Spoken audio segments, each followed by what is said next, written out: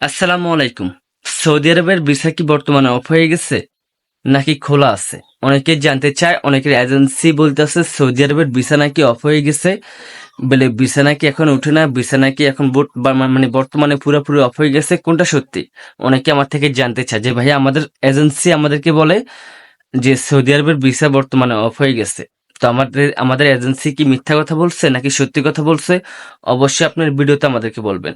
আমি প্রথমত বলি, আপনার এজেন্সি আপনাদের সাথে মিথ্যা কথা বলছে, কারণ সৌদি আরবের ভিসা কোনো অফ হয় নাই। আর সৌদি আরবের ভিসা যদি অফ হইতো তাহলে এম্বাসি অবশ্যই সবাইকে জানাইতো, সৌদি এম্বাসি অবশ্যই সবাইকে জানাইতো। কিন্তু বর্তমানে সৌদি আরবের ভিসা অফ হয় নাই। হ্যাঁ, একটু সার্ভার সমস্যা, তাই ভিসাগুলো উঠতে একটু দেরি হয়, একটু লেট হয়।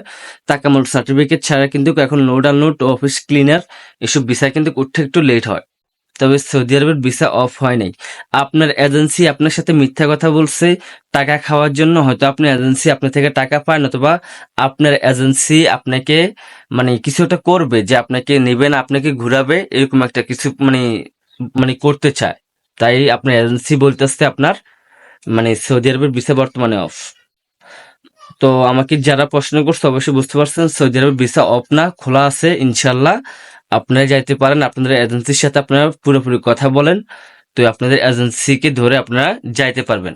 আর ভালো একটা এজেন্সি ধরবেন, যারা নতুন ভিসা নেবেন ভালো একটা এজেন্সির থেকে নেবেন, ভালো একটা এজেন্সির সাথে কাজকর্ম করবেন। অবশ্যই আপনি খুব শীঘ্রই সৌদি আরবে যাইতে পারবেন।